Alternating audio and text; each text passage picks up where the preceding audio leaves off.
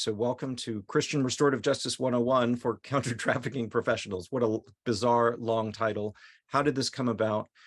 Well, my name is Mako Nagasawa. I live in Boston. I am the founder and director of the Agnosticis Center for Christian Education and Ministry, and our mission is to proclaim the restorative justice of God and the healing atonement of Jesus, especially as it's anchored in the early church, so that there's a really robust, strong, historical, intellectual, and practical foundation, because many of these things might be new to folks, especially in the Protestant world. I did my master's at a Greek Orthodox seminary because I wanted to understand how do they, teach some of this material, but in general, the Orthodox and Catholic communities tend to be already familiar with this. It's Protestants who are less familiar, and so, we do a lot of things. We produce Bible studies, tools for evangelism, tools to help pastors. Just wanted to introduce why this class happened, like what was the genesis of it. There was a few times that I had a chance to get to know people in the counter-trafficking world, some of whom are right here in this class. And I really appreciated that, really admired the work you're doing, how complex it is, how many, kind of how robust the continuum of care has to be, how many institutions you touch and things like that. And the Agnosticis Center focuses on early Christian restorative justice, that God's justice is restorative, not retributive. And the more I talked about that, the more resonance I think we felt all around. And I was impressed that there was a lot of kind of needs for specific conversations maybe that happened, or to go deeper into certain subjects. And some of those needs came up at kind of all along the continuum again. So perhaps, for example, if you are a survivor or a caregiver, you might, be processing a whole bunch of other things, but as questions about who is God, how do I read the Bible, and how do I interpret what God is doing in the Bible comes up, there's a whole bunch of things. God takes human life, for example. How do we understand that? We'll talk about, did God distance himself from Jesus at the cross? How do we understand that? Does God play with relational distance? That seems like a mind game.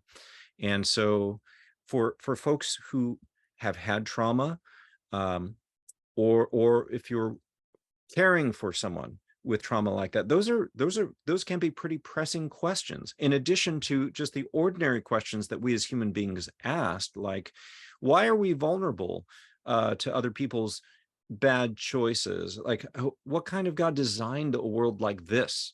So those are big questions, some of which we'll touch on in terms of the answers. We'll try to address like other answers that folks in the largely in the Protestant tradition have offered, but that I wasn't happy with, which is why I and many others have tried to look back at the early Christian movement and ask, did they think about things the same way, or was it different? Could they serve as a resource? And perhaps in Orthodox and Catholic circles, there's a stronger memory of that. Speaking as a Protestant, Protestants tend to think that church history doesn't matter that much. So just maybe if you're Anglican, that is different, but generally speaking, that's kind of how it pans out.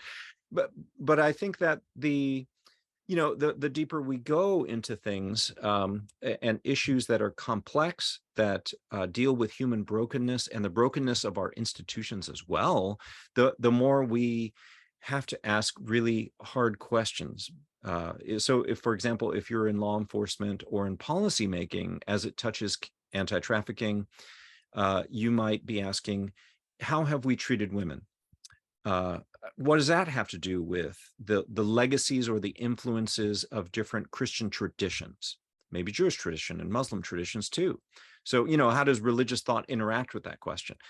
And the more we look into restorative justice practices at schools or in the actual criminal justice system, Boston is trying more things like that. The entire Boston public school system has moved to a restorative justice model for classroom discipline and behavior management rather than a retributive one. I think, well, the results are positive, but I think that, you know, provokes more questions in our minds, especially if we are followers of Jesus. Is the God that we follow primarily restorative, or is he primarily retributive?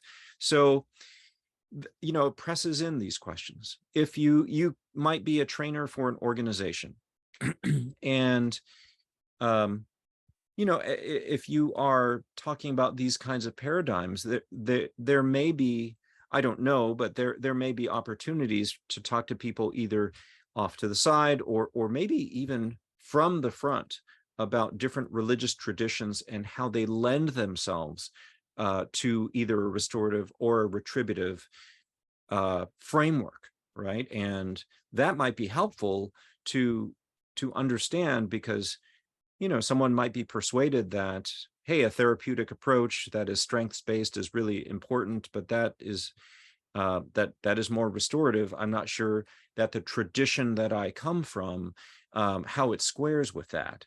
And, you know, if we're only talking about, if I'm so used to talking about sin, need, and guilt, you know, how do I assume that people change?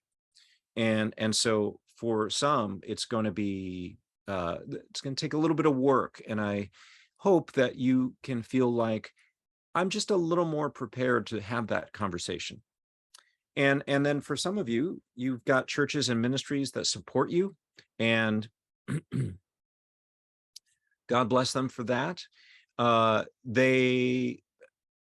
But you might feel like your relationship with them is getting complicated because maybe you're observing things or asking questions that they're not answering, or that you know, they may actually be in some general way wanting to help, but contributing to the problem.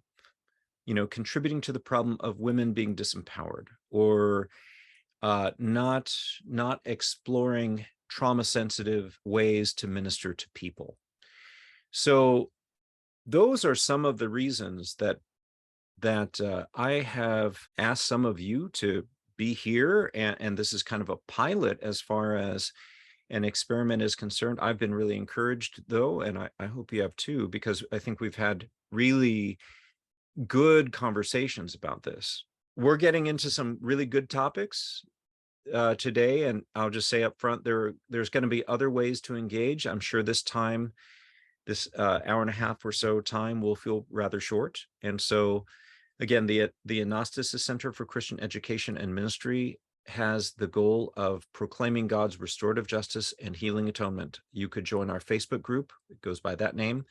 Look up our YouTube channel, and obviously connect to our website. I will send these slides out so that you could easily click on the link and get there. If you wanted to engage with me or follow me on social media, I have two Facebook accounts. One is my author page with my middle initial A, and my personal account where basically everything else gets thrown up there. And then there's Instagram and Twitter. So tonight we'll be focused on some kind of application stuff, Christian restorative justice applied directly to issues of prostitution and poverty as issues. And the hope here is that we would see God's restorative justice in motion. This is what we've done so far. In session 1, we looked at 4 principles of justice and how the secular world doesn't know how to organize them, which is a real opportunity for us as followers of Jesus, because I think there is a way to organize them with Jesus. We looked at restorative justice as the framing principle, and an eye for an eye as an example of restorative, not retributive justice. If I hurt your eye, I become your second eye, or I help to repair your eye. Session 2, we looked at biblical questions. Why did God exile us and make us mortal? And why did God have an Israel? last week we looked at, is Jesus an agent of divine retributive or restorative justice? The view, typically called penal substitutionary atonement, views Jesus as substituting himself in to bear the penalty for our sins, and God penalizes people with retributive justice, even infinite retributive justice. So we looked at the view of the early church, which is, no, Jesus is an agent of divine restorative justice. He restores human nature and gives it back to us, gives himself to us so that he could restore our human nature by his spirit. Then we looked at, what about divine fire and human destiny? Of course, big questions when it comes to which kind of justice does God have. So that's a recap. Before we dive into this week's material, I asked Sarah Austin to share just a little bit, partly because of the folks here, I think I've known Sarah the longest, and I think we met in either 2018 or 2017. Yeah. So Sarah, what was your, what were your thoughts when you heard me present this material and to excavate restorative justice from the Christian early, Christian movement? And then I know my other question to you was, now that you're in a master's program and studying spiritual formation, how do you hear it now? Yeah. I think it was 2018 that we met in Boston, and I really felt like at those first meetings, my mind was sort of blown with these concepts, and I had to take copious notes and review them and pray through them. And but back then they really sort of met a need that I had for reconciling my politics with my faith, and especially the 4 principles of justice. It helped me understand why neither of the major parties in American politics were resonating with me, and why I was so frustrated with both. It helped me to understand why I got so frustrated sometimes with other Christians and churches who just don't necessarily have that restorative view of justice and of trafficking work. I don't know about you guys, but it was just let's go in and let's rescue some people, and let's put the bad guys in jail. And restorative justice, it just reaffirmed this view of God's love for everyone. And even though our agency wasn't directly working on the abolition side or the demand side, our hearts were also for the men who were part of the demand challenge, for the traffickers, that we wanted them to have that restored relationship with God too. And so that's just something that in my time doing work with Nightlight, that was just we had to keep teaching that to people, because they just want to put the bad guys in jail. And so no, we're doing so much more than that. And then there were since then, so 2018, even till I my time at Nightlight last year, it was just we kept seeing these problems. It's okay, well, the court system doesn't work because it's not restorative, or we can't get this housing situation, our housing system is not restorative, and our medical system is not restorative. And it's just so in a lot of ways it opened up my eyes, and I think our eyes as an agency to God's big view for restorative justice. But then also we were increasingly frustrated because we were nobody is solving these problems the way God would solve these problems. So it was both a blessing and not a curse. I won't go that strongly of a word, but it was just we had a stronger yearning for what God wanted to do, what could be done. And I think since I started seminary in this spiritual formation program, I'm becoming more and more comfortable, taking out these theologies and looking at them closely and examining them and saying, is this working for me? Is it working for the church? Is it working for, this group of people that I work with? And giving me language for how to like kind of critique those, or how to put them to work in a better way. And so, with like last week, we were talking about the divine retributive justice or restorative justice, and like the healing motif is, I feel like, so much more powerful than the penal substitutionary atonement motif. Like there's so much goodness that comes up out of that. And so it's one of those things that I continue to like not have all the answers. And I continue to be like, I think, like, can I hold both of these things? Like, that's one example. Can I hold both of these theologies and engage them both? How can I learn more about one? Like, how can I apply this better? So it's, I don't know, is that answering your question, Mako? Like, I think seminary has given me permission to ask questions, but as I see it for us in this work, this is equipping me to talk in alternative ways about our work from a biblical perspective and a church history perspective that I didn't have before. Whereas before it was all like penal substitutionary atonement and church history since the Reformation, and there was nothing before that. So this has sort of just been an ongoing work that's been really positive overall. So I'm so glad. Thank you, Sarah. Yeah.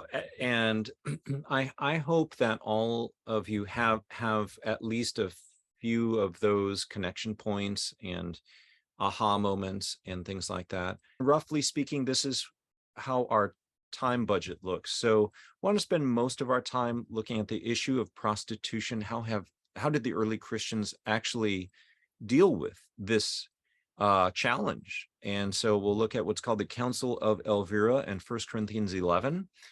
I'll do a quick survey of that, and then the real issue is the real thing for us before us is to reverse engineer their response, because there's building blocks that are required to have very restorative approaches to this issue of prostitution. And so we want to think about that. Katelyn will do the bulk of that. We'll have a 10-minute Q&A afterwards. So I think Katelyn's presentation is about 15 or 20 minutes. And then we will address a challenge related to biblically these things, which is I would call it the complementarian extreme, which is circulating more and more, kind of biblical patriarchy, the view that a woman should always be under a man's authority. So if not a husband, then her father. So we'll look at some of the sources and how to engage with that and argue with it. Then in the second half of our time, we'll look at poverty, specifically housing, and we'll do something similar and look at the building blocks, look at housing first as an example, and that seems to be helpful. The building blocks towards taking that effort on, and then addressing a challenge, which is the libertarian worldview of private property absolutism. And then we'll have a chance to talk about that. All right, so here we go. Prostitution. The anchor, or one of the two touch points I want to hit is the Council of Elvira. Elvira is a city in Spain, in Granada, and so this picture is of a wall that was built in the 11th century. But this Christian meeting took place around 306 AD, maybe earlier, maybe as early as 300. So it's before Constantine. Okay, so that's kind of significant. It's a regional council made up of, according to the notes, 19 bishops, 26 elders or presbyters, and a lot of deacons and lay people. So they made decisions that were administrative in nature and pastoral. And so they were, you know, basically sharing best practices. How do we respond to this issue, that issue? Like, what do you do over there in your part of the world, right? And so they were comparing those. So that's the best way to think about this council. It's sharing best practices. Now, this is what a historian named Lydia Otis says. This is one of the decisions. It had to do with prostitution. Procuring or the buying of sex was therefore considered to be a matter of spiritual jurisdiction, as opposed to being the seller of sex, being the prostitute. That was considered not. And strong measures were taken against it being the procuring or the buying of sex at the Council of Elvira, whose canons were included in most of the major canon law collections of the Middle Ages. Canon law is basically church principles and precedents, right? So it's not secular, it's not state law. This is church law. So how do we handle these situations pastorally? Now, why is it that this happened? And let me back up into the previous paragraph. Although the church fathers fulminated against the commerce of the body with the same ferocity as against other sins of the flesh, rampant in the Roman world, prostitution being a social phenomenon rather than a personal sin, such as fornication, did not, strictly speaking, lie within the spiritual jurisdiction of the church. Despite its condemnation of all premarital and extramarital sexual activity, the church recognized prostitution to be an inevitable feature of worldly society. Canonical wrath was focused then on those who profited from this commerce. For while prostitution was regarded as a social phenomenon distinct from the sin of fornication, procuring sex was considered by the church to be synonymous with the sinful act of encouraging debauchery, right? Since the latter is usually associated with a pecuniary motive, greed, whereas fornication can be committed out of passion as well as out of desire for money. Procuring was therefore considered to be a matter of the church's business. So in other words, they said there are lots of reasons why women, I mean, I guess young men as well, but I'll just say women become prostitutes. And that has to do with a lot of things about how the world is: poverty, blackmail, kidnapping. Girls are sometimes abandoned as babies and then picked up by pimps, and then they become prostitutes. Indebtedness. I mean, there's a lot of reasons like that continue on today. And so they said that we understand that is part of society. But there is one and only one reason why men would buy sex from a prostitute, and that is always wrong. That is always sinful. And so we're going to go after that. So that kind of lays the groundwork conceptually for what is called, I believe, the Nordic progressive model of handling trafficking and prostitution, where you don't criminalize being the prostitute, but you do criminalize being the customer, like the buying of sex. And why do we do that? Well, you know, I think that's a little bit of a challenge to at least folks that I know who are more secular liberal, where they see it as an issue of consent. These are two consenting adults. Well, that is precisely the question. Is this consensual? And furthermore, when I think Amsterdam, went that route of let's just legalize everything, it actually saw more kidnapping and women abducted into trafficking. So that the alternative then is to make it safe for prostitutes to turn themselves into the police or the authorities if they feel unsafe, or if they want to leave the life, or if they need medical help or whatever. So you don't want to criminalize being the prostitute, otherwise you trap them against a wall. But you do criminalize the buying of sex, and that has been shown to have some positive results. So conceptually, it's interesting that the early church, as early as 300, was pursuing a path like that. Another touch point that I want to talk about is earlier. It's in the ministry of Paul, and it is in 1 Corinthians 11. Now, this passage, verse 2 through 16, is the notorious head coverings passage. It's very difficult to understand. I offer this tentatively, but it's very interesting because it touches on issues of gender, culture, honor and shame, power and appearance, speech, and so I asked you to watch about 9 or 10 minutes of a class from Reconstruction. It was called Session 2, Women in Leadership in the Early Church. And I kind of dove in here. I'll just do a quick refresh on that.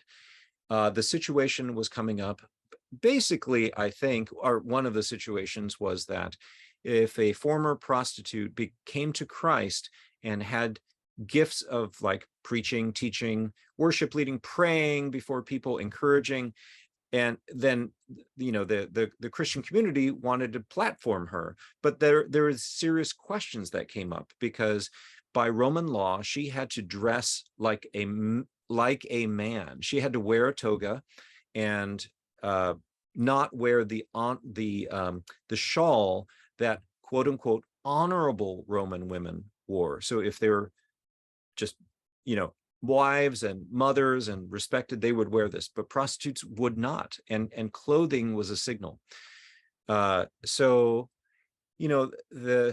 if you're part of the congregation, you might be wondering, well, should we break Roman law because like she's a new creation in Christ, so maybe we should dress her in the clothes of an honorable Roman woman, but should we do that? Like maybe she should remain as she is. But then again, like there's Jewish law which talked about women appearing as men. Is that this situation or is it not?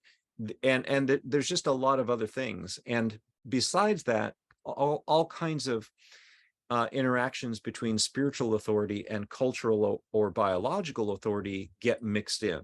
So can a wife preach when her husband is part of the congregation? Is she in authority over him in that moment? Can a daughter preach to her father?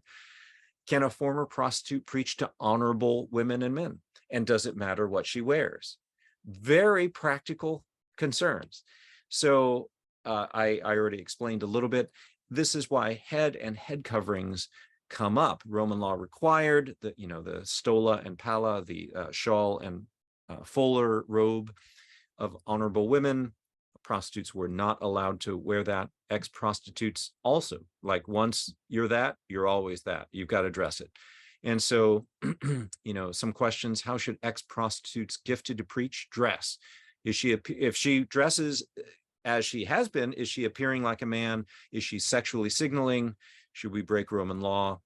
And there's lots of other combinations involving head coverings. Like if men wore head coverings, that was a tradition associated with funerals. So do we say, are we communicating that Jesus is dead? Is that what we're doing here? Are we observing a funeral? Well, no. So, okay, what do we do? And there's this chiasm that runs through, or this passage is structured as a chiasm. Chiasm is where the first point matches the last point, second to last, and so on until you get to the center point. It's really important in this particular passage to like read the second half of the chiasm just as seriously as the first half, because the first half will probably make you throw the Bible across the room, right? Like Paul says these things and it's like, what are you saying? I don't get it. Why are you saying this? But he's not done with his thought, right? And so in point B, he does talk about, okay, men need to uncover their head, women need to cover their head. But in B prime, he finishes the thought and he says, hair is enough. You really need to get to the other side of the chiasm. Otherwise, you're going to have a lot of questions and probably some frustration. Gordon Fee was one of the leading New Testament scholars during the 1990s, and he did not perceive the chiasm. So he concluded, I don't know what Paul means. I don't think there's a way of recovering what he meant here. Okay, so with due respect to him, I mean, we've learned more about how Jewish and other classical literature works, and chiasms are also found in Homer and a whole bunch of other places. So when we see something like this, we really have to pay attention to the structure, because it's like seeing a 5-paragraph essay. You were taught how to do that in, like, I don't know, 6th, 7th, 8th grade, right? And so when you see the structure of a 5-paragraph essay, oh, I know how to read this. Well, the same thing for chiasms in the ancient world. You cannot stop at the first half. So that is the conclusion was, hair is enough. An ex-prostitute who has come to Christ and has these gifts can speak in front of the congregation.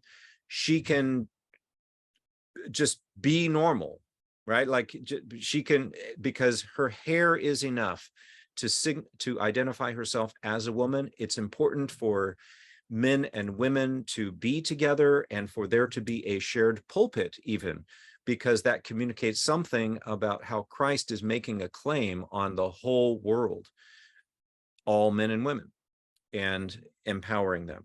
So that, in short, is his answer. We'll come back to some of the nuances in just a minute. The question here is the building blocks. What needs to be true in order for Paul to say this? So there needs to be something. Oh, Katelyn, I know I'm cutting into one of your slides because I liked it so much, I put it in this order. But in order for Paul to say this about women, to preach to a congregation, right, to pray and prophesy, and because, again, Roman law actually forbade women from speaking in public assemblies. So the Christians were apparently defying that. Now, so what must be true for Paul to say this? There's some things about Genesis 1-3 that Katelyn will get into, and notice Paul references Genesis 1-3 many times. Here are some of those references. But before I let Katelyn run with that, I want to also say what else must be true. What else must be true for God's original vision for relations? Christians must have a critique of slavery, right? Like, and that ties in the Council of Elvira with this about like empowering former prostitutes or survivors of trafficking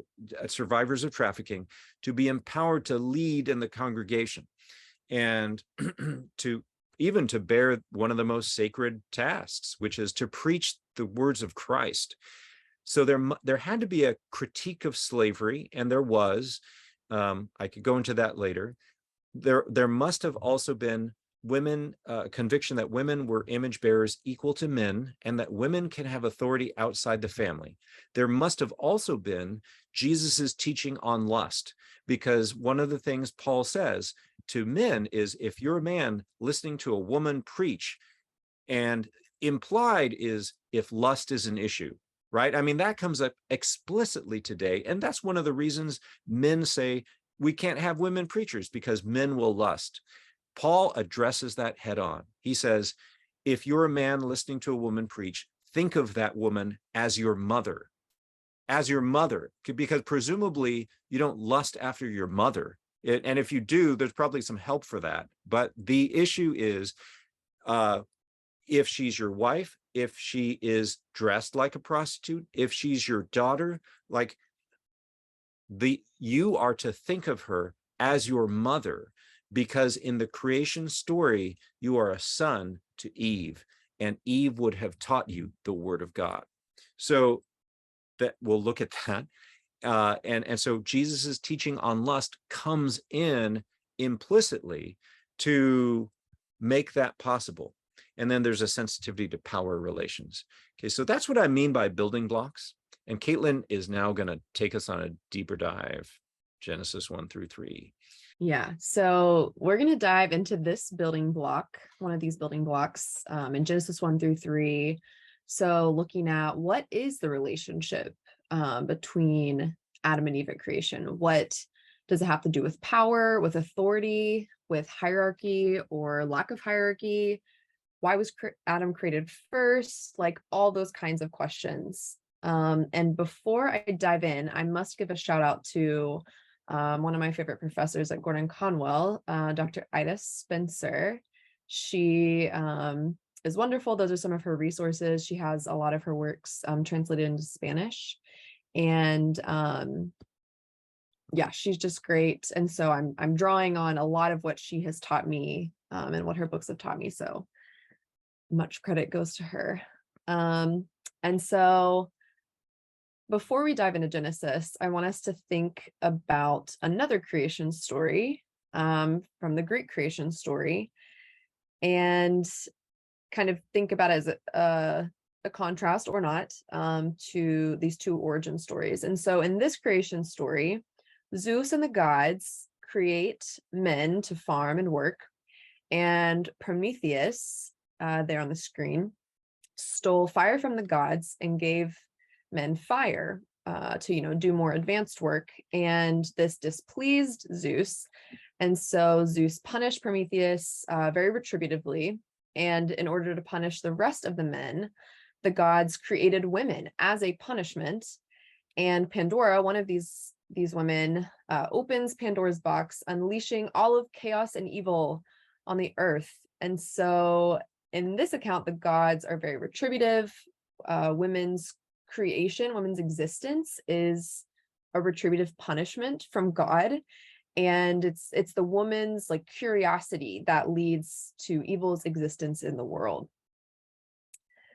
And so a fair question is this distinct from the Genesis account? Some interpretations of Genesis echo a lot of retributive themes and the views of women present in this Greek account that you may have heard as well. But, if Genesis says something different about God and about women, what is it and how is it distinct? So in Genesis 1:26 through 27, God creates men and women as equal image bearers, saying, let us make humans in our image. Both man and woman are equal images of God. And, what does it mean to be created in the image of God? Well, one way of looking at it could be that humans are like a parable of the one true God in humanity. And God also made them equal rulers over creation. And so Genesis verses 26 and 28, who will rule, who will have dominion? They both will, both the man and woman have authority. And this authority and work are not only designated, but commanded to both man and woman. And God gives them equal authority here. So then God describes the creation of man in Genesis 2:7. And so is man superior to woman because he was created first? Which I've heard that argued many times. But that logic unravels pretty quickly when we remember that God created animals prior to man. And so, does that mean that they are superior to man? No, in fact, God specifically gives humanity authority over creation. And so the text is not saying that, whatever's created first is automatically like superior over that which is created later. The primacy of Adam's creation was not this establishment of a hierarchy. And everything in Genesis keeps getting like better and better. And so it would be like creating woman is things getting worse if that's the case. Like these arrows here, it's like, oh, we're going downhill when we're like things are going well, then things are going downhill. But we don't see that in the text. I think it has to be like imposed to see it that way. And then in Genesis 2:18 through 20, this is the first time that God said something is not good about what is going on in the garden. And that is for man to be alone without a woman. And God says, I will make him a helper as his partner. And the Hebrew phrase here is ezer kenegdo. And ezer is this same word used in Psalm 121:1, which says, my help comes from the Lord. And in Exodus 18:4, the name Eleazar means my God is an ezer. My God is a helper. And so this helper word is not belittling or demeaning. It's the same word used to describe God. It's more like an indispensable companion. And kenegdo literally means in front of or before. And so if the author intended for the woman to be an inferior, he could have used the Hebrew word akar, meaning after or behind. But it doesn't say she was behind him or above him or under him. It says she was in front of him. And this gives the imagery of them being face to face. She is someone visible to Adam in equality, corresponding to him like a mirror before him, equal and similar. And so it's saying she's of the same ontological status as Adam, and they are ontologically distinct from the animals and the rest of creation. So the woman was created to serve with Adam, not to serve Adam. And my husband actually likes to explain it kind of this way. He says that it's the kind of help like the Coast Guard helps you when you're in desperate need, like someone coming to your rescue. God being described as that ezer. So it's not this like trivial help.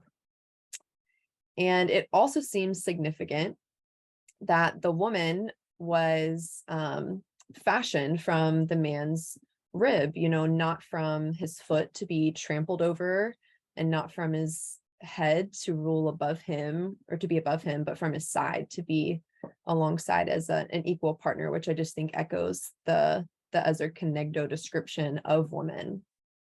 And some have said that like man calling her woman means that he has authority over her, since he names the animals which he has authority over, but naming just indicates perceiving and knowing.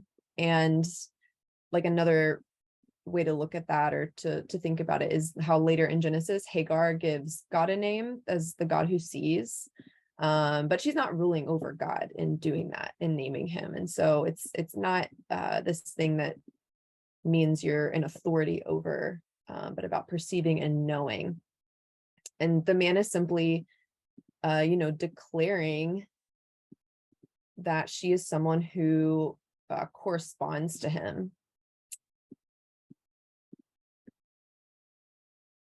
who is like him in ways unlike any of the animals. And this is reinforced when he describes her as bone of his bones and flesh of his flesh. And so, is Eve subordinate to Adam?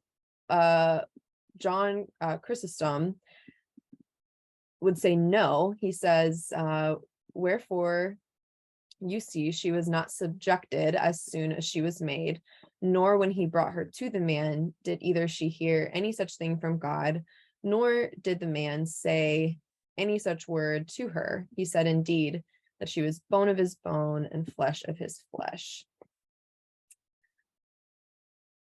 And so, yeah, he's just echoing this, like the same concept of we are unified, we are one of the same kind. I'm not above you, I'm not superior to you. That's not what it's saying. And Katelyn, on please. Particular point. The reason it's so significant, John Chrysostom says she didn't hear, and Adam didn't hear anything from God to that effect, is because when God commands something, that is how he acts, right? Mm-hmm. And so when he says, let there be light, and then there's light, God is acting in such a way that later on the Jewish people could say, well, this is how we distinguish between what God is really doing and then all the craziness that happens elsewhere in the world. So did God say it?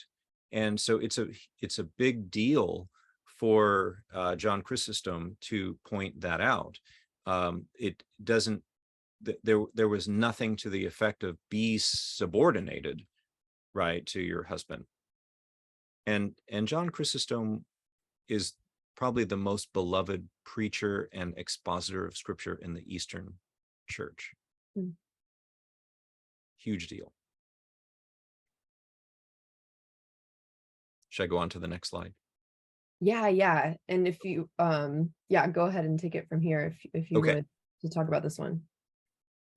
Yeah, I wanted to throw out the possibility that there is a way that Eve is greater than Adam in a particular way, which should be obvious, life-bearing, because a woman's body has so much more capacity for life-bearing than a man's. And that is indicated, as Katelyn pointed out, that Adam was formed, Eve was fashioned or built. And so the word for formed is that of a potter making clay. The word for fashioned is used for really big things that are complex, like the temple and cities or altars. So essentially things that require a lot of attention to detail and beauty. So that is significant. It would suggest that in this particular way, because Genesis is about partnering with God, the early chapters of Genesis is about partnering with God, who is a life bringer and life bearer, in this particular way, Eve can be considered greater than Adam in life bearing. And that would make Genesis 2 and Genesis 1 consistent. So again, the complementarian argument that, hey, Adam was created first, therefore has authority over Eve. Well, that doesn't make much sense, because we won't say that animals have authority over humanity just because they were created first. So why did your methodology shift, right? Or your interpretive lens shift from reading Genesis 1 to Genesis 2? But if we read it this way, that Eve in a specific sense is greater than Adam, then you see the arrow continuing to go up, and then you have this Adam pursuing Eve, leaving behind his father and mother, even though that's kind of said as a precedent for later, but he is the one who moves towards her. And then there's marriage, which is the union or reunion of male and female that is a life-bearing union, which is what Genesis 1 was all about too, being a life-bearing partnership with God. And so in this way, it's consistent. Also, I wanted to underscore that Genesis 2 gets better and better, and until you get this, poetic thing about marriage, and God's intention is for that to be a repeating story. Now, if the fall had never happened, it would be easier to see this, but essentially each married couple would become equal to their parents. And I've talked about how, I think in a past session, how when my mom married my dad, we're Japanese, she became kind of a slave to my grandmother. In her words, she was the lowest ranking member of his family, like had to cook, clean most often, and I don't think that that's absolutely universal in Japanese culture, but I think it's relatively common too. And many traditional cultures, certainly ancient cultures, demonstrate this ethos. A woman leaves her father and mother and joins her husband as the lowest ranking member of his family. That is the marriage ethic most of the time. And as far as I know, in the ancient world, all the time. If we don't do that in the US or in Western cultures, it's largely because we've been influenced by Judeo-Christian ethics about this. God wanted every new couple to be a new Adam and Eve, and thus to be equal to their parents, and then inherit their portion of the garden land. The reason why this is significant for empowering women is this is an absolute necessity as a condition for women to lead in society. If the society my mom was in only permitted her to be the lowest ranking member of my dad's family, there would be no opportunity really to lead in society. It'd be really challenging. I don't know how it would happen. So in order for women to have leadership in society, then this or something like this has to be true, right? Marriage, a new married unit has to be a break from your family of origin, and it has to be more important than your family of origin. And then within the marriage, if husband and wife are equal, then it is very possible for women to lead in society. So huge deal. Katelyn, back to you. That felt kind of like a newscast and made me chuckle. Yes, so interpreting the fall, considering all of this, if man and woman were created equal with mutual tasks, was the situation changed with their fall? What is the curse as it relates to men and women? And what were Eve and Adam's respective parts in the fall? And so in Genesis 3:1, it talks about the serpent approaching and attacking the woman. And so why does he choose to attack her? And some have said that the serpent went after her because she was, more prone to deception, more susceptible to sin, and weaker than the man. Even though there's, like we've said, there's no indication of that in the text.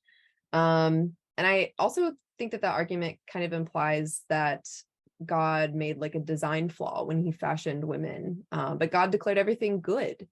And so I just don't think that's the case. And we've seen, that man and woman are equally made in God's image.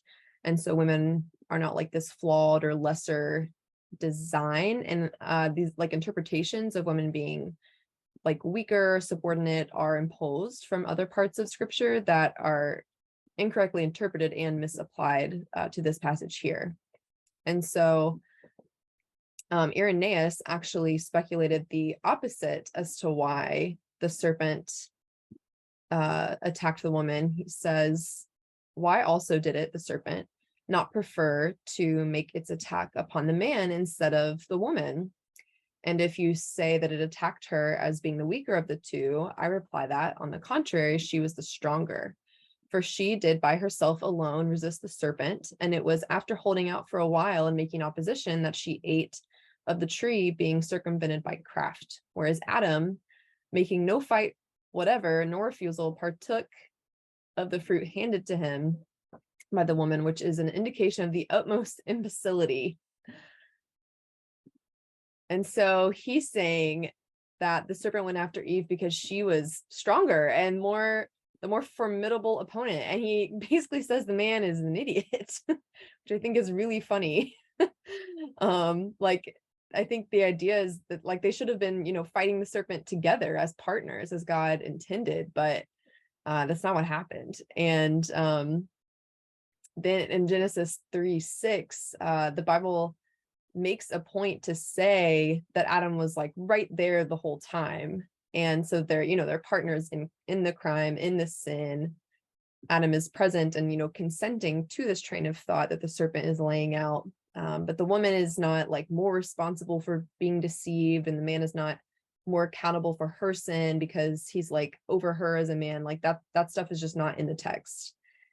And then in Genesis 3:15, when God announces, kind of the consequences of everything, he says that the woman and the serpent will now be like primary enemies. And, Eve was supposed to rule over animals. Now she is in strife with the serpent, and the woman's offspring will eventually crush the serpent. And so, within this, it's also that the woman bearing the offspring is like the hope of the world. This is like the proto-evangelion, the first gospel. And so women are crucial to this work of God. Their ability as life bearers, like Mako was talking about, is integral to God's plan to redeem humanity. And we can also already see God restoring relationship here, because the man just hurtfully blamed the woman for his sin, which would strain any relationship. And God is saying, you, to the man and the woman, your offspring is what will heal this. And so God's plan of redemption involves the man and the woman like staying committed in this marriage partnership after like this difficult, painful thing that brought hurt into the relationship and brokenness. And God's saying like what I want to do and what I'm going to heal and redeem hangs on your participation together. It hangs on you building faith and rebuilding trust again. And so we can see here that God is also like immediately restoring their relationship and giving this prophetic word about the woman's offspring. And then God also lays out the consequences of their sins, which we discussed more previously in a previous session. And this is where the consequence of patriarchy is introduced in Genesis 3:16. And the word here for rule over in Hebrew is the word mashal. And in the Septuagint, it's translated as kurios, which is the same verb that Jesus uses in Luke 22:25, where it says the kings of the Gentiles lord it over them. And so this kind of ruling over has like these negative, like oppressive connotations. And it's not the same word used in Genesis 1:26 when God says to like let them have dominion, let them rule together. In that Genesis 1 passage, the Hebrew word is radah, to rule, which has more like neutral connotations. And so I don't believe God is endorsing this kind of ruling over in Genesis 3. He's simply describing a consequence of that brokenness with the man and woman relationship that leads to patriarchy, which is not good. It's not God's original design or intention. It's this post-fall consequence and not something that we should like embrace or live into. And everyone involved in this sin is impacted separately and equally, and all the relationships, each person's relationship to their source is broken. And so Adam's relationship with the ground is broken. He was supposed to rule over the ground, but the ground becomes his ruler. And Eve's source was Adam, having been made out of him, and their relationship is now broken and strained by competing desires. And this all reveals like the spiritual battle that is now present. And just because those are the consequences to their sin doesn't mean that it's wrong to try to make conditions better and improve the experiences of working, childbearing, and relationships. Like God is not against lawnmowers, epidurals, or marriage counseling. Like we are called to strive towards that original creation design, like not to camp out or overextend those consequences or make them go beyond what God has said. And so, for example, like women who want all men to like rule over them go way beyond what God lays out here. And that's not what God desires. And just one last comment on Genesis 3:20, again, where Adam calls the woman Eve. Again, this naming doesn't have to indicate hierarchy. It could simply be, Adam describing and declaring what God has already declared Eve to be, this mother of all the living. And again, naming it means perceiving and knowing, just as Hagar perceives and knows God. And so with that, we have some discussion questions. So have you heard it said that women are more vulnerable to sin and more deserving of the consequences? And what do you think of the arguments put forward here for the equality of men and women? This isn't a direct answer to that question, but I have thought for a while that so much of this hinges in Genesis 1 when it talks about like, God created male and female in his own image, in the image of God created them. And I have thought it's not like that man is an image bearer of God or that woman is an image bearer of God, but that like them together is the image of God. And that just sort of, I think, comes up out of what you've been teaching, in that like there is the need for them to be equal and to work together. Like that is whenever we are doing God's work in the world and fulfilling like what he commanded us to do in Genesis 1 and 2. And I think even in my conversation with Mako yesterday on the phone, I just feel like so many least in my evangelical world, like we live in like Genesis 3 forward, and we don't really engage with what Genesis 1 and 2 say.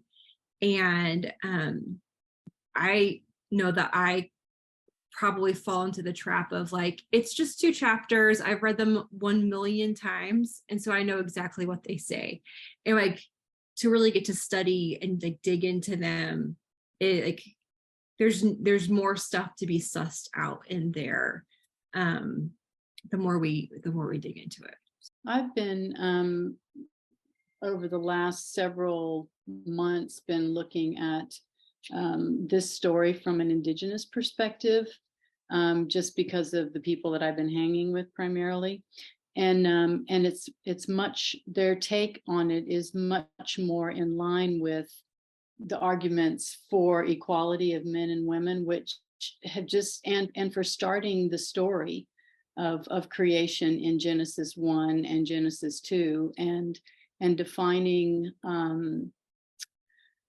sin in Genesis 3, what happened there as broken relationship, which I also find to be so real and refreshing. And basically, it seems like, you know, anything I might, in my own head anyway, an argument I might put forward against that, it's still, when things are not working out, it comes down to broken relationship between male and female, between ourselves and ourselves, between us and God, between us and creation. And then the other thing I wanted to say was that, again, from an Indigenous perspective, that the creation was not meant to be ruled over, but to be stewarded and cared for and honored and respected. So that was Adam and Eve's, in the story, their primary objective. That's what their purpose was in terms of the land. And we can see the consequences of what happens when that's not the case. So yeah, so anyway, I love this stuff, but it's very different to what I was raised, you know, within Christian circles for probably the first 30 years, was very much the bit about women being more vulnerable, about needing to have men being in dominion over them because they weren't strong enough to resist whatever, that ended up being humankind's downfall. Yeah. I'll say to affirm both of those comments. If you like that question of like the image of God, like what does that mean? There are like, you know, there's medieval philosophy. I think we sometimes like the Reformation borrows from that. It just means like logic or something like that. Like, but that's, you know, if we look at the context of like ancient cultures, it's more like when you had a temple, or you had like an area, you know, you have a temple, like think of Athens is like Athena's city, right? So it's like the image is supposed to be like of the ruler of the city, like Athena's protecting and you know, caring for Athens. So humans are supposed to be like God's representatives, like ruling over and like protecting and caring for the earth. And they need both. You need Adam, but you also need Eve to like fully live out that vocation that God has given to us. I want to add a little bit of the challenge that I think is important to address, which is the idea of female subordination. I think most of the time it's phrased as rationality over emotionality or something like that. And again, I think that this is an extreme complementarian position that is not just the mutual submission of wife and husband, which would be the egalitarian position. It's not just the submission of a wife to a husband, which is like a soft complementarian position, right? That's a unique, in their camp, it's a unique submission. There are people who advocate for the subordination of women to a man at all times. So at first a father and then a husband. So the idea is basically a household is like a state. And so the ramifications that I've heard of are Okay, it's not as important for a woman to be financially literate, which has huge implications for her vulnerability to being trafficked and abused, right? Like, I think 99% of women who are victims of domestic violence are also just victims of financial abuse. And so there's another phrase, domestic discipline. There are people who advocate that a husband and father has the right to physically discipline his wife. And the phrase biblical patriarchy is used to bring that all together. So who am I referring to? Well, there's a few examples. So one example is Nancy Pearcey, who's a professor at Houston Christian University. She wrote a book called The Toxic War on Masculinity: How Christianity Reconciles the Sexes. The Economist called her the leading female evangelical voice in America. And one of the things she says is that the 19th Amendment, women's suffrage, the right to vote, should not have been necessary. And that in, I guess, the ideal world, that it wouldn't be. In short, women's suffrage represented a tragic erosion of women's trust in men to take responsibility for the common good, especially women's good. That is repeated by different people. To save America, repeal the 19th Amendment. I think it especially kicked up during the Trump years. It is supported by, at least potentially, by the Wayne Grudem and others who are recasting the Trinity as a hierarchy of power, that the Son was always subordinated to the Father, and that has that serves as the model for all life, it being a hierarchical, being like hierarchical relationships. And so this hard, the weird Trinitarian view, which is not the actual view of the early church, because in Hebrews it says the Son learned, Jesus learned obedience, right, as a son to suffer. If he learned obedience, why did he have to learn it? Because he didn't have to do it before he was incarnate. And so there's a lot of reasons, but this article is very good. The title is very punchy. Complementarianism and the Trinity: Is Wayne Grudem a Dangerous Heretic? It is good. And then there's this website called Biblical Gender Roles. You can see there, this particular page says 7 ways to discipline your wife. I didn't pull up basically, in the lower corner, right-hand corner, the total hits to this website since it started, April 2014, 12 million views. And you could see one of the reasons is for sexual denial. So I've got things to say about that in the plantation capitalism material.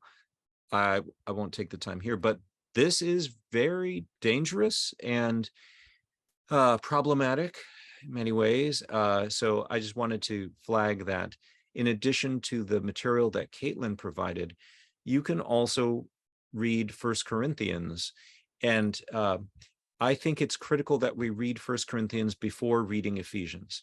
Partly because, mainly because in Ephesians 5-6, you can read Jesus as reinforcing the social order. You can.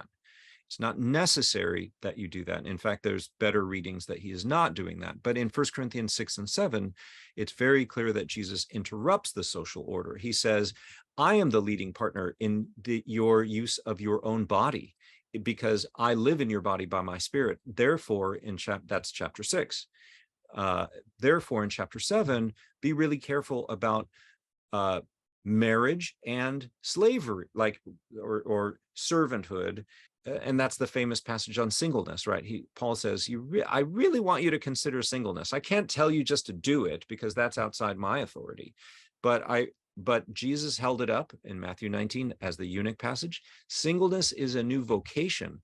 And for women to have a sense of vocation outside of the biological family is really important. And this is how Christian faith did it. It said people could be called into some charism that became the great Roman Catholic orders, the Protestant parachurches, even the modern secular corporation is a variation on the theme. Like you can call people together in community based on a shared sense of vocation. That really comes from the Christian idea of singleness taught by Paul and Jesus. And then there's also 1 Corinthians 11, which we read, which is getting at the meaning of head. I am going to just flip through this to the most important thing. That in 1 Corinthians 11, we have the preacher-congregation relationship as a head-body relationship in a Christian context, because the head or the preacher is speaking to the body, right? The very next passage in 1 Corinthians 11, verse 17 is about the Eucharist or communion. It's about Christ's body. So this part is about the head, that those who preach. And it's that person, or rather that rotating cast of people, they are authoritative because Jesus's teaching is when it's spoken from a transformed life. And so it's really important that this passage envisions shared preaching authority or a shared pulpit with both men and women. The preacher does not have absolute authority, right? It's not actually, because it's the word of Christ that has authority. And they don't even have authority. The preacher doesn't have the type of authority over the congregation in every way, like whether you should get married. Notice, Paul said that in 1 Corinthians 7. He's like, yeah, singleness is important. Marriage is good too. You could choose either one. It's not for me to tell you what to do, because his job as an apostle was simply to communicate the word of Christ. Even it seems like Christ he left it open. Can you take up this challenge? It's up to you. And so that means that the authority does not reside in the person of the preacher. That's really important because the Greek word kephale, so much ink has been spilled about what does this mean, because the stakes, it feels like, are really high. Does it mean source? Does it mean authority? Does it mean some kind of combination? The best egalitarian arguments would say that, well, kephale or head means source clearly in about 80% of all the uses that we can find in all of the Greek literature. That would include the Greek Septuagint, but elsewhere as well. Well, and that's fine, but I think you can't rule out the other 20 or something percent where it does mean authority. I personally think it means both, but in a limited, specific sense, which is governed by this context, the preacher congregation context, because Christ really has authority over the body. And so here in ordinary Greek usage, head had too many variations of meaning. So Jesus and the apostles defined head according to how they established it in Christian worship. Heads, in a lesser sense, could be gifted women and men, because Jesus is the true head of his body, both the source and the authority. Preachers and prayers vocalize the head role temporarily and situationally on a rotating basis. And that's really important, because then that helps explain how the head-body relationship is used in that context, and there's a particular way. So the context is important, because then what it means, the head-body relationship has to bend in, when it comes to marriage, has to bend around the preacher-congregation relationship. In other words, if my wife is preaching, I need to think of her as my mother, as the one who taught God's word to me. This context comes first. Okay, then that's why I would say we need to read 1 Corinthians before we read Ephesians. Not to mention that Paul wrote 1 Corinthians from Ephesus, and a whole bunch of other reasons for why that is. But if we're going to understand Paul as a person and understand kephale or headship, I think it comes down to, which do you prioritize? First Corinthians or Ephesians. I'll leave it at that. There's more resources if you're interested in this. Poverty, I'm going to talk about housing. Obviously, housing is housing first and housing in general are big issues in the US, especially since 2008, 2009, when the way the Federal Reserve behaved by lowering interest rates made an asset bubble of housing and contributed to the skyrocketing cost of housing. Housing is relevant, I think, to victims of trafficking and survivors because the impact could be huge. Like if we change the way we thought of housing and the housing industry. So housing first is a specific way of thinking about giving housing to people regardless of whether they are sober, regardless of whether they are mostly free of substances or have a job, because there are contingent housing plans. Housing First basically has made the argument that, well, people need a stable place to stay, sometimes to get out of domestic violence situations or a situation where their partner or someone in their family is making alcohol and drugs available to them or pushing it on them.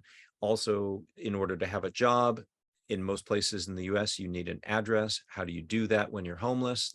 So that's a self-defeating strategy if you're trying to fight homelessness, because people aren't going to be able to find a job before that. They need an address.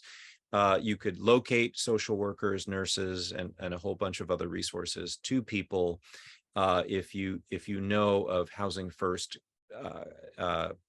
housing units. I think that's wise. And I'm wanting to expand that sense of housing is, I know people are saying housing is a human right. I would get behind that, but it still depends on a lot of practical policy decisions. Like how do we make that a reality? And so housing is important because it's a relief from financial pressure and indebtedness. Housing is important because you need housing to have a job in most cases, but you also need to have mobility. So there were people who get stuck or their mortgages go underwater, where they theoretically would want to take a job in another state or another city, but they can't move because they can't sell their house. It would be too much of a blow financially to do that. So housing is connected to the labor market. It's also connected to the future labor market because children get their education and schooling in neighborhoods. And what zip code you live in determines a lot of life outcomes and health outcomes. Housing, as we have seen in the COVID pandemic, is also part of our public health strategy. So during the pandemic, we said, take shelter. So if you don't have stable housing, what do you do? Right? Like that's a public health failure if we're doing it that way. I want to throw out some caveats, which is I think that the American suburbs are unsustainable. Ecologically, they're too dependent on fossil fuel driven cars. We can't possibly make enough electric vehicles or revamp our electrical system to sustain everyone having an electric car. And our suburbs don't even make enough tax revenue to repave our roads regularly enough. So the way the American suburb has been designed is unsustainable. We're really going to have to rethink that. So I'm not just assuming that we're going to have more suburbs. I would be more in favor of capital homesteading over housing as a way to build an ownership society or have people build up their assets. Moving on, the building blocks to this. How do we get there? Well, there's a lot of practical things that are being discussed. So we can have renters earn a credit score for faithfully paying their rent. It is hard to understand why it is that they do not. So like I, as a homeowner, when I paid my mortgage, that goes to my credit score, but the people renting from me, that doesn't count, right? There are ideas of how renters can build up equity in their name based on their credit score. Why is it that only property owners, why does property basically count as equity, but not of a good credit score. We can have a public bank, as Senator Elizabeth Warren and others on the progressive left have argued. We could put them in post offices like this country used to have until the 50s and 60s. That we stopped because private banks did not want people to bank at post offices or engage with a public bank. But when it comes to mortgage lending, that would be really important, because then we would be doing business with ourselves.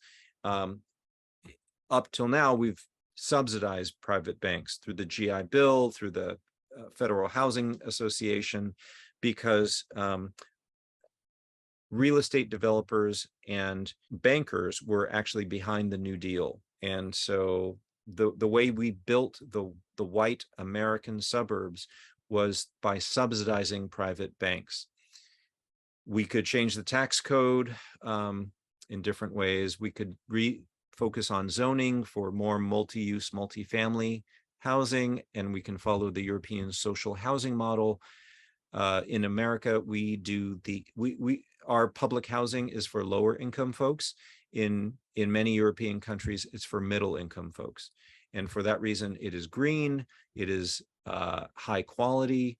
People spend as low as 10% of their income on housing if they could live in public social housing. And it would be great for like a new married couple, young adults, right? Like, because everyone wants to, they're okay living in cities and so on. So there's lots of practical things, but ideologically, what we need to overcome is the idea that housing is a reward for hard work. So that is a very American idea. And even though it's true that the wealthy buy their kids a house, right? So we have gated communities, whether those are physically or financially gated communities, because what housing signals in many ways is, have you worked hard enough to live among us or to live here? Prove it to me. And so we think of housing as a reward for hard work.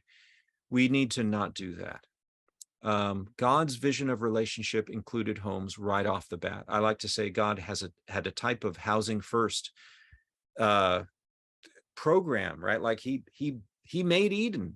He didn't say like, hey, I want you to prove that you can be faithful, and then I'll let you live somewhere. No, it's the most beautiful housing available right off the bat was available. And so the movie Witness, which is from the 80s, young Harrison Ford is in it. It's about him going undercover in an Amish community. And one of the most touching scenes is when there's a new married couple and the entire Amish community gathers and builds them a house. They do it in like a day. It's incredible, right? Like, so housing is part of God's gift economy. It's not part of the reward economy. And I think that's the ideological shift. Can we do it? Does Christian faith serve as a resource towards that goal? Absolutely. So Genesis 2, God builds Adam and Eve a home. And as I said before, every new married couple, at least in the unfallen world, was supposed to inherit their portion of a garden land. Israel was a partial restoration of God's vision of humanity living in a garden, which involved rest. It involved a jubilee, which involves debt forgiveness, servants going free, family land returning to their original boundaries, and gleaning in Deuteronomy 24, which means that I can go through my fields the first time for harvest, but the second time, like the second crop, that's for the poor, the widow, the orphan.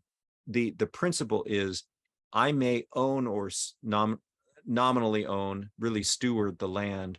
That does not mean I'm entitled to all its fruits, because Psalm 24, the earth belongs to the Lord and the fullness thereof.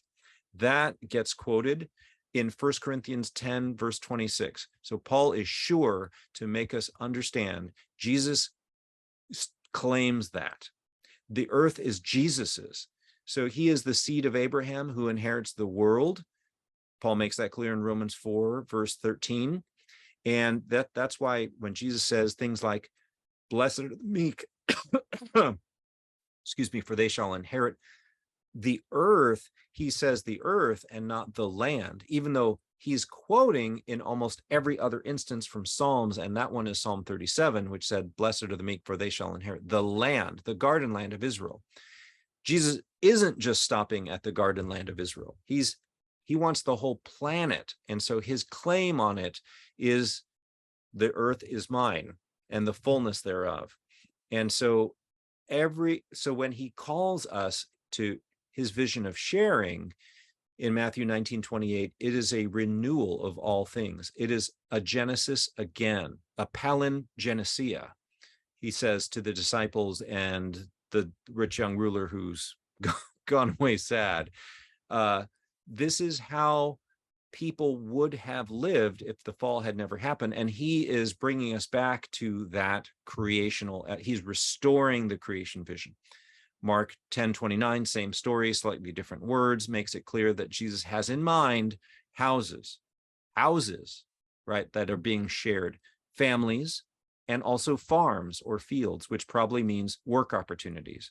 So the way that the Christian community is supposed to interact with all this stuff is not just, hey, we support a few missionaries overseas, and that's how we share. No, it's a regular, constant sharing of everything. And 2 Corinthians 8:9 demonstrates that, where Paul says, yeah, we're supposed to sit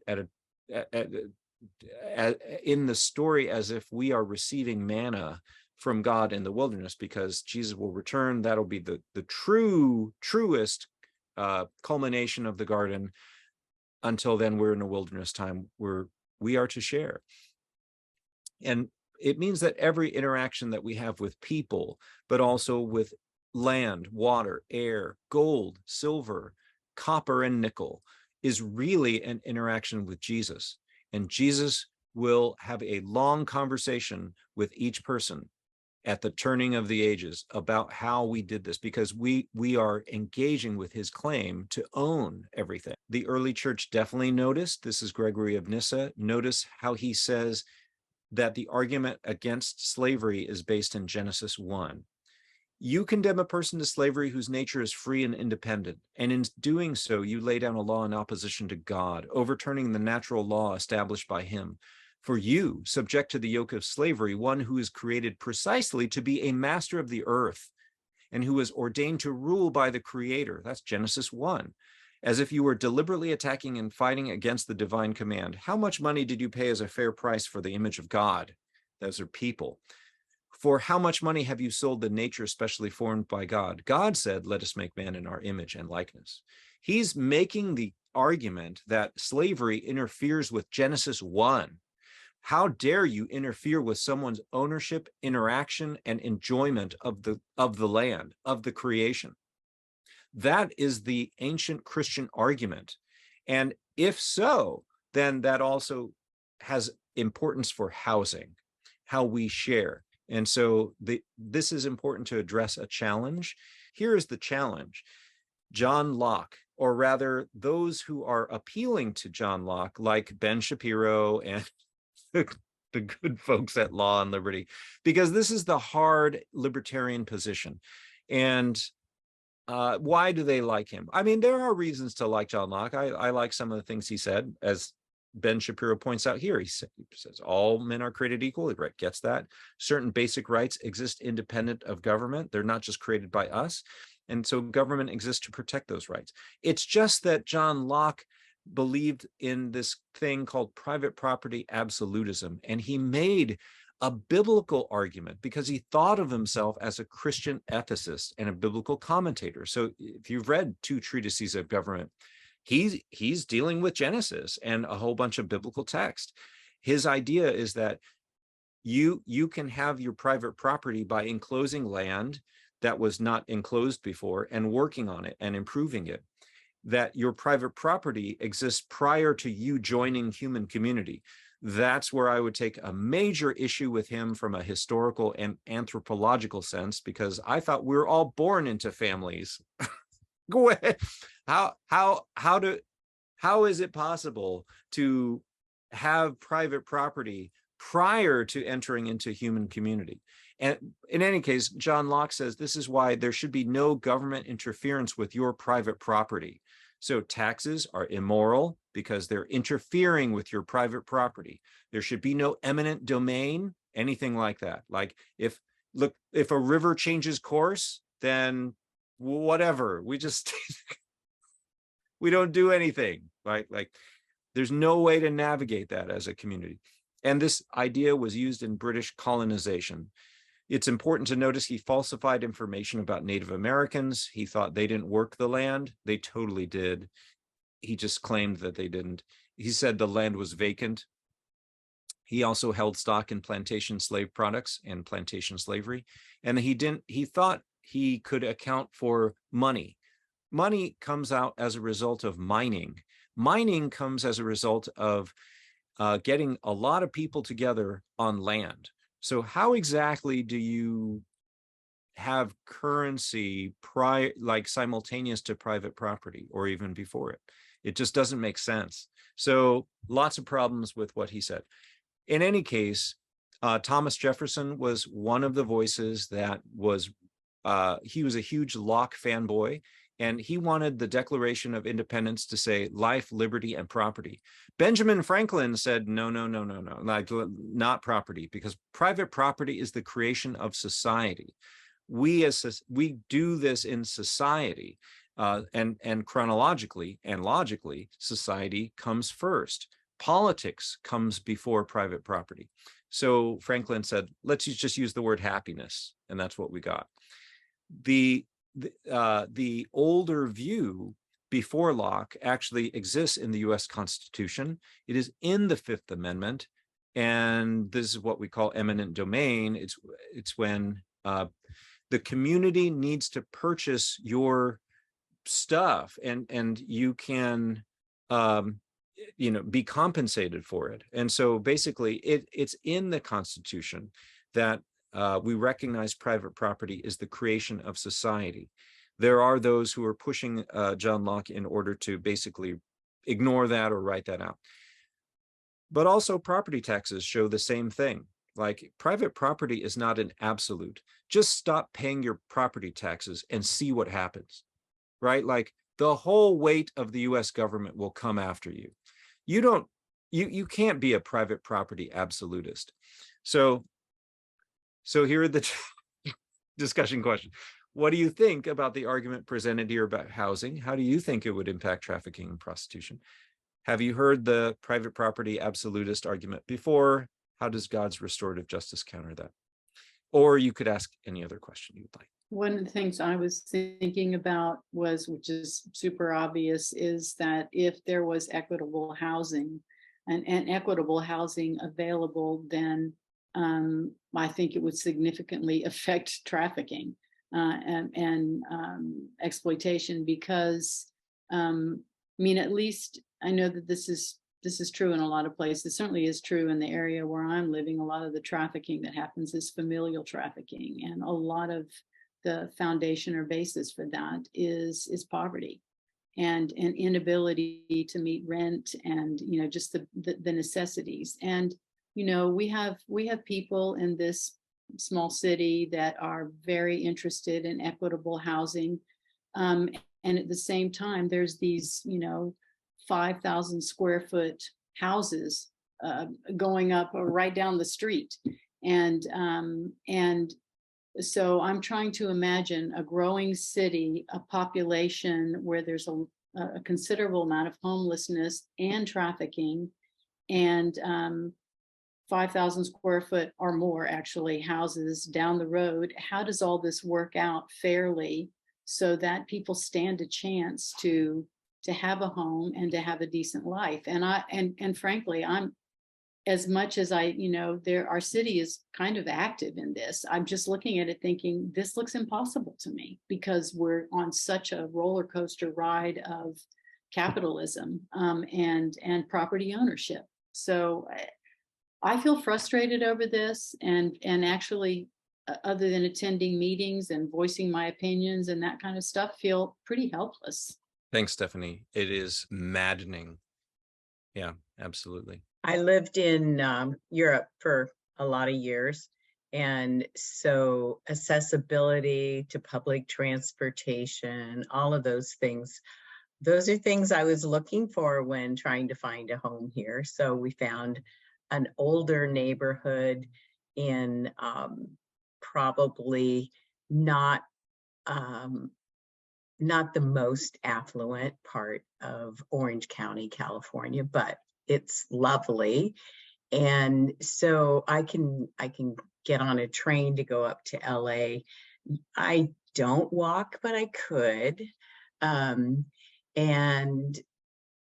when there was some rezoning and they were going to put in apartment at one edge of our housing area, I got to understand firsthand the whole "not in my neighborhood" signs and everything. And when I talk to people, so you want people, we have a mall near us that's a hot spot for going out to eat. So you want people to serve you your food, but you want them to drive 2 hours home after you pay them minimum wage instead of having an affordable place.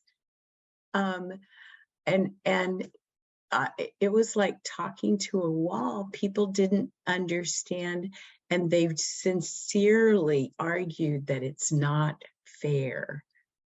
And I said, exactly, it's not fair.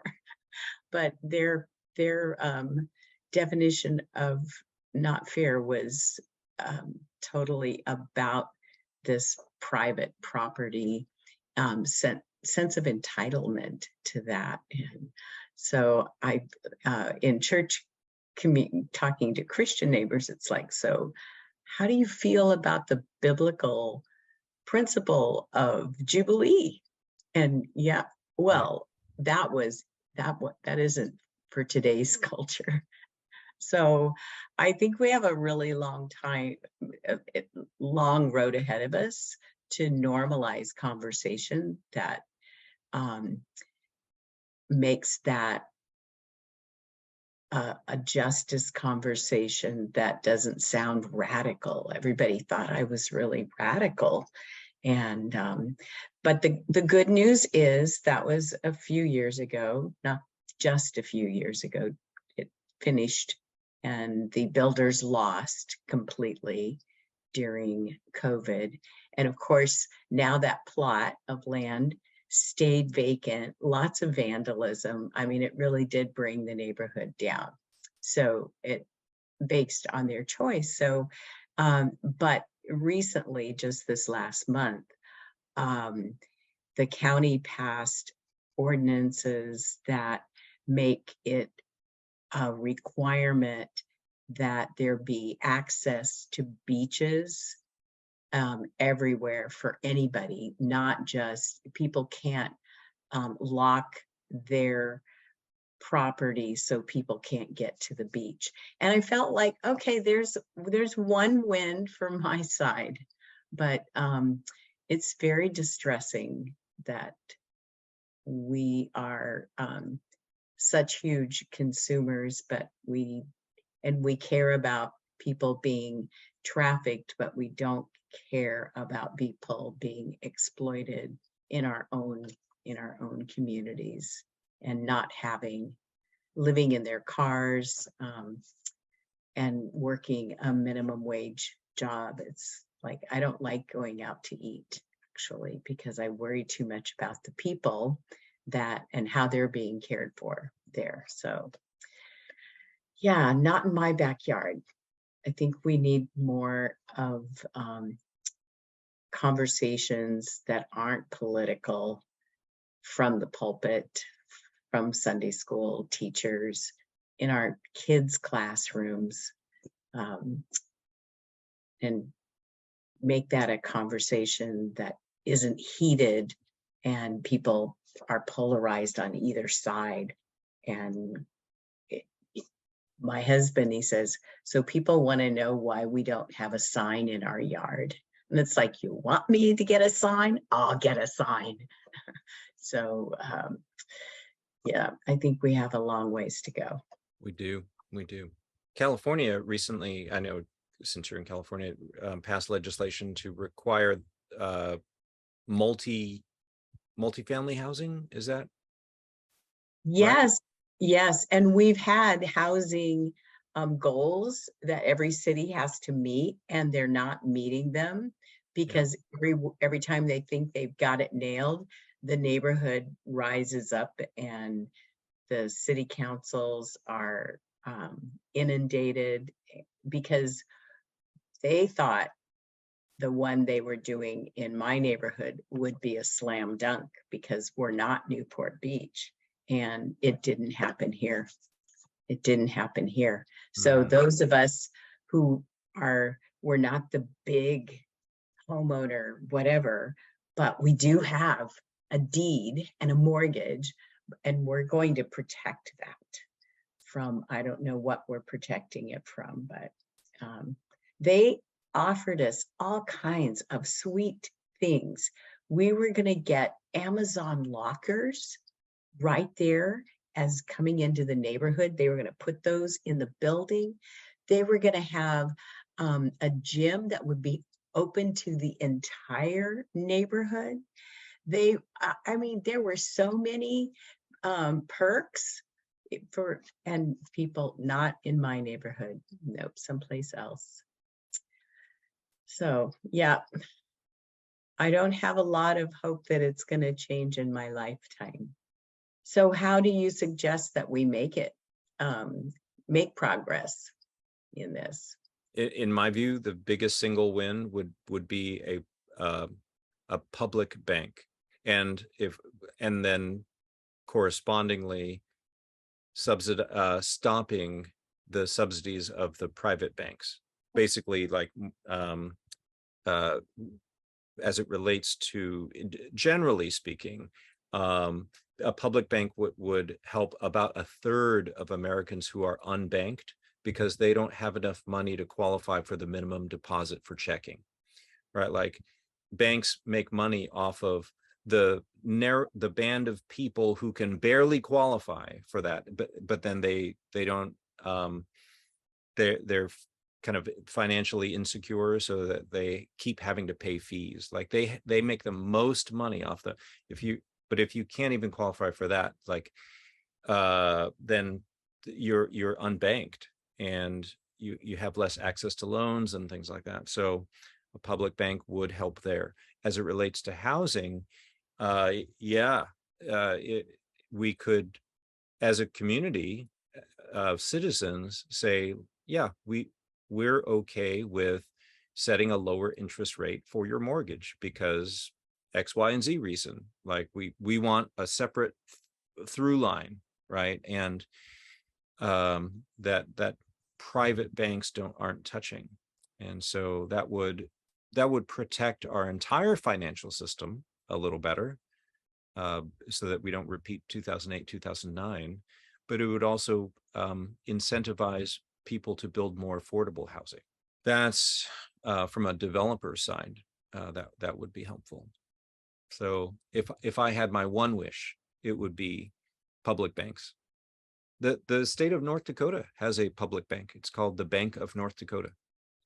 It was started by populist progressive Republicans in 1919, and it has done very well. Zoning is a big challenge, though. Yeah, it seems like just the idea in the US that your house is supposed to be an investment, like it is supposed to appreciate over time in value and higher than the interest rate or inflation, all that stuff. And yeah, I mean, that's not true in every country around the world for sure. If you don't want your house to decrease in value, you're not going to be willing to increase the supply of housing in the area. And this is what I mean. It's an interesting area where like the sort of like I don't know, Democrat or more like liberal, like they tend to have a lot more regulations about zoning, about like what it takes to actually get a project going. There are tons and tons of ways to wrap up and stop something going up that you don't want it. And some of the more, I don't know, conservative states or like bigger cities in conservative states are doing a better job of building more housing because they don't have as many of those regulations and stuff to go through. And then there's a really a direct correlation between like housing supply and homelessness, or like an inverse correlation. Like the more housing in an area, the less homelessness there is, pretty steadily. But yeah, there's a lot that has to change for sure. Yeah. The city of Palo Alto voted down a senior center being built in a certain area because of NIMBYism. And that I could not understand. As my parents have aged, I have so appreciated being able to be near them, to bring them closer to me, and have that be affordable. My mom, until she passed away last year, lived in federally subsidized housing for seniors, independent living. It was amazing. I would pay more to live in a community that took care of its seniors. I don't even understand the reasoning, right, of Palo Alto citizens who are ostensibly liberal and voted it down on the ground that it would make their property not worth as much. Like, really, who are you thinking is living there? One or two of the future sessions of Plantation Capitalism, the videos, Plantation Capitalism versus Jesus' Jubilee Economy, we're hoping to have a scholar who has researched housing, and she has debated Richard Rothstein, who wrote The Color of Law, and argued that no, there's more racism in the real estate market than you give it credit for. So she is focused on assessing. She thinks there are ways that we assess property that if that changed, it could rebalance a lot of things and favor the middle class, working class, lower class. So we're going to do an interview with her. What are next steps for you? So if you wanted to partner financially with the Anastasis Center, we definitely appreciate that. And I say this for folks watching the video afterwards as well. Just go to the website anastasiscenter.org and click on the donate button. That would go towards helping us be able to do research, video editing, get more curriculum out there, pays for our book budgets so that we could do the best research that we can, and things like that. So we have classes and things coming up that you could also find out more about. But for us, we would love to know what was a highlight for you about these 4 sessions. What could we have done better? What interests you now? And the purpose behind that question is a little bit more of if you know that you'd be interested in, I don't know, like a book discussion about C.S. Lewis's The Great Divorce, because that's a restorative justice view of heaven and hell, and you want to see how that sounds and works out, like we would be interested in that too. So there are some openings in terms of our schedule and what we do rolling forward from September to January and so we would love to know what would serve you, like what interests you now. That's the purpose of that question. And then what could we do together? That has more to do with if you can think of other people, your church or small group that you think would benefit from some of this material, please let me or Katelyn or Ian and Biota know, and because we would love to talk about that. There's ways that we have customized material before, so we're glad to do that for the people in your orbit. If you know other folks in the ICAP network and or outside it who have not joined up with that, I think that would be also like an area of mutual overlap, and it'd be fun to talk more about how we might be able to serve you guys or other people connected to you in restorative justice theology and kind of the spiritual formation that goes along with it. So those are just 4 questions that I would love your feedback on. So with that, let me just say thank you so much for spending this time with us. It was really encouraging to me to hear like, hey, this material is really helpful, especially in your field. Loved hearing your experiences and thoughts on your profession as well. Stay tuned for more from the Anastasis Center in the coming months.